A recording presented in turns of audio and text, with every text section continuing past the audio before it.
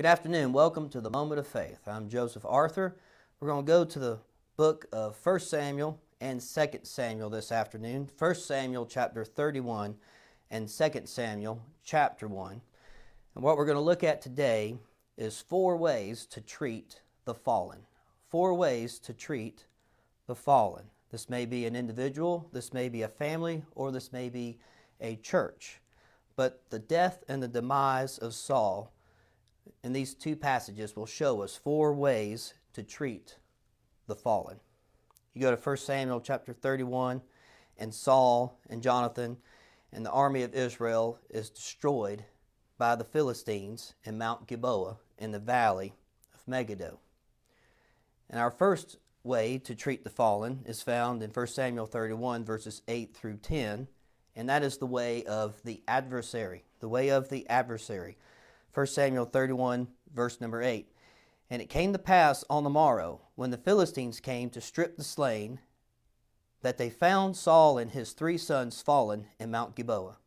And they cut off his head, and stripped off his armor, and sent into the land of the Philistines round about, to publish it in the house of their idols and among the people.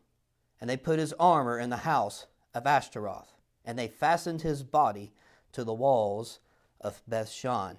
The adversary, when a brother has fallen, when a family has been destroyed, or a church has died, the adversary will celebrate. The adversary will have a party. The adversary will rejoice. The adversary will display. They will use the media. They will print it. They will blast it on the radio. They will show it on television.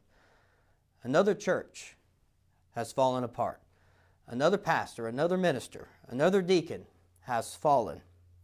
Another family has been destroyed. The adversary will celebrate. Our second way is the opportunist.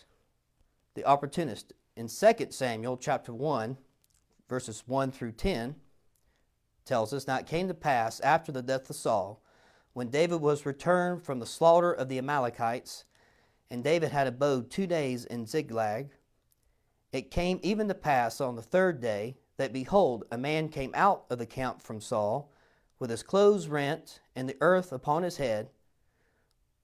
And so it was, when he came to David, that he fell to the earth, and did obeisance. And David said unto him, From whence comest thou? And he said unto him, Out of the camp of Israel am I escaped.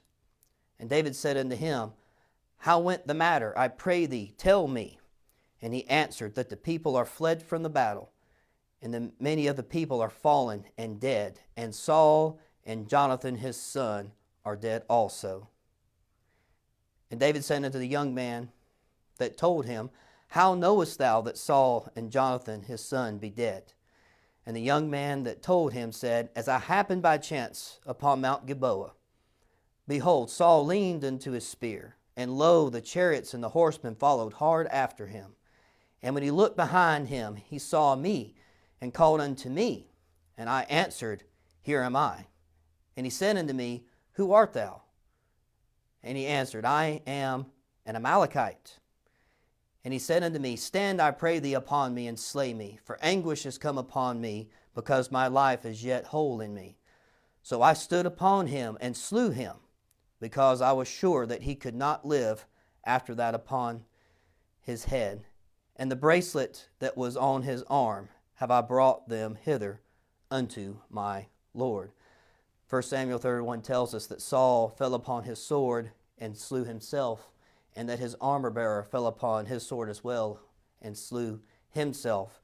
This young man that come to David with the crown and bracelet of Saul is an opportunist. Did you hear what happened to Saul? Did you hear about that church with the trouble? Did you hear about that family that fell apart? Did you hear about that preacher, that deacon, that leader, that Sunday school teacher whose life was destroyed and has gone from him? His ministry has been gone. I come with trophies. I come with crown. I come with the seals of and the decorations of leadership, of authority, of influence, and of power. I brought them to you. I wanted to tell you about it. I want to show you. I have credit in this. This opportunist is a conniver. He happened upon the dead body, stole the crown and stole these things of Saul's and came to David looking to be rewarded, looking to be benefited, wanting to publish it, wanting to tell it. He's not a Philistine. He's not the adversary, but he is an opportunist. And if you look what happened to the opportunists in verse 13 through verse number 16, David had him slain. It doesn't pay to be an opportunist, but they will help the enemy broadcast. They will help the enemy celebrate by spreading the word.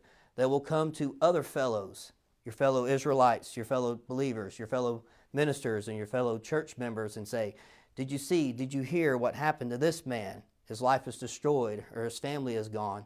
They will help publish it. They will be opportunists looking for a benefit of glory or a bribe and some promotion of accolades for their part in the matter. Then we have the third way, the lamentor. In 2 Samuel chapter 1, verses 11 through 12, then David took hold on his clothes and rent them, and likewise all the men that were with him. And they mourned and wept and fasted until even for Saul and Jonathan his son, and for the people of Israel, and for the house of Israel, because they were fallen by the sword. We have the lamenters. In chapter 1, verses 17 through 27, the shepherd boy, the psalmist, the poet David renders us this lamentation. And David lamented with his lamentation over Saul and over Jonathan his son. Also bade them to teach the children of Judah the use of the bow. Behold, it is written in the book of Jasher, the beauty of Israel is slain upon the high places. How are the mighty fallen? Tell it not in Gath, publish it not in the streets of Askelon, lest the daughters of the Philistines rejoice, lest the daughters of the uncircumcised triumph. Ye mountains of Gilboa, let there be no dew, neither let there be rain upon you, nor fields of offerings. For there the shield of the mighty is vilely cast away, the shield of Saul, as though he had not been anointed with oil. From the blood of the stain and from the fat of the mighty, the bow of Jonathan turned not back, and the sword of Saul returned not empty. Saul and Jonathan were lovely and pleasant in their lives, and in their death they were not divided. They were swifter than eagles, they were stronger than lions. Ye daughters of Israel, weep over Saul, who clothed you in scarlet, with other delights, who put on ornaments of gold upon your apparel. How are the mighty fallen in the midst of battle? O Jonathan, thou wast slain in thine high place. I am distressed for thee, my brother Jonathan. Very pleasant hast thou been unto me. Thy love to me was wonderful, passing the love of women. How are the mighty fallen, and the weapons of war perished? We have the lamentor, the one who will not rejoice, the one who will not publish it, the one who will not try to spread the word, but will encourage people to weep for the devastation of the significance that's happened in somebody's life or somebody's ministry. But the last way, the fourth way we have here is we have the salvager. We have the way of the adversary, the way of the opportunist, the way of the lamentor. And now we have the way of the salvager. 1 Samuel 31, verses 11 through 13. And when the inhabitants of Jabesh Gilead heard that which the Philistines had done to Saul, all the valiant men arose and went all night and took the body of Saul and the body of his sons from the wall of Bethshan, and came to Jabesh and burnt them there. And they took their bones and buried them under a tree at Jabesh and fasted 7 days. We have the way of the salvager. This person will weep. This person will fast. This person will regret. They will not rejoice in the devastation and the destruction of a brother, but they are willing to do more than weep and to cry about it. They are willing to retrieve and retain all that they possibly can. The enemy will rejoice enough without our rejoicing. Advantages will be taken without the opportunist. But the salvager is not willing to let as much of the reputation or as much of the man be ruined and displayed and mistreated more than it has already been.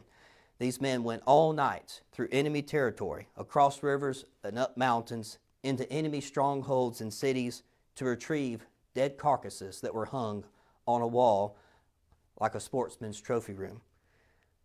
And what they brought back, they couldn't keep all, but they had to burn the bodies, to burn the flesh, to burn the sinfulness, the wickedness that had befallen, the corruption of flesh. And what they were left with was a pile of charred bone. But these pile of charred bones were the good things. They had been purified with fire. They were the bones. They were the core. They were the basis. They were able to keep and retain those and to bury them in a sacred place and bury them in the holy place, in the Holy Land, and put them to rest and then continue with their mourning. They didn't rejoice as the adversary. They didn't take advantage as the opportunist.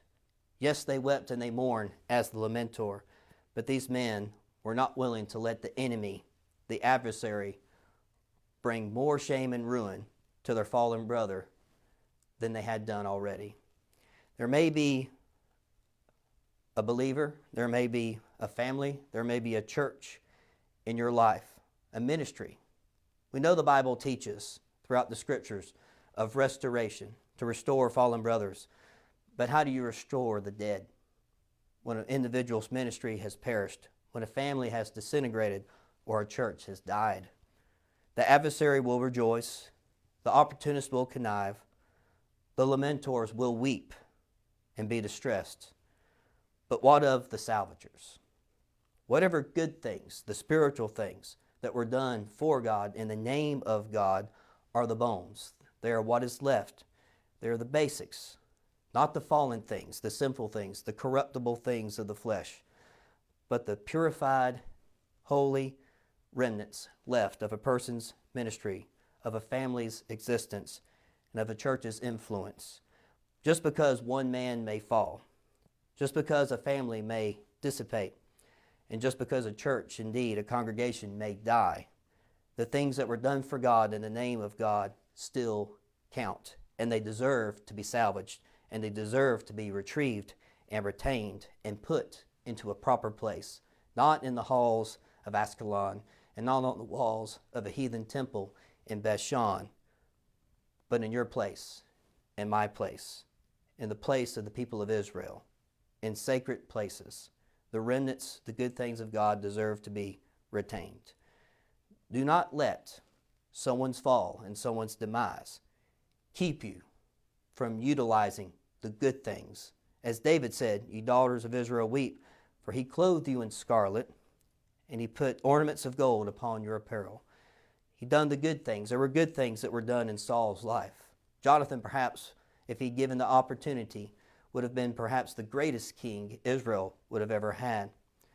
But the salvager is able to go and retain, to know what does not need to be kept, does not need to be published, but knows what is good and what is right.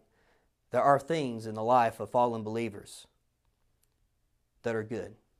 The salvation, the love, the care of your fellow man, the ministry of the gospel that brought you the word and brought your family to church, brought your family and your life out of darkness and into the light through the gospel of Jesus Christ. Don't let the adversary or the opportunist keep you from retaining the good, holy things left in a person's life. Those are there not for the enemy. Do not leave them for the enemy, but make like the valiant men of Jabesh Gilead. And when the world is rejoicing and the opportunists are conniving, amidst all the weeping, make an effort and attempt to salvage the good things from a fallen brother's life that you possibly can.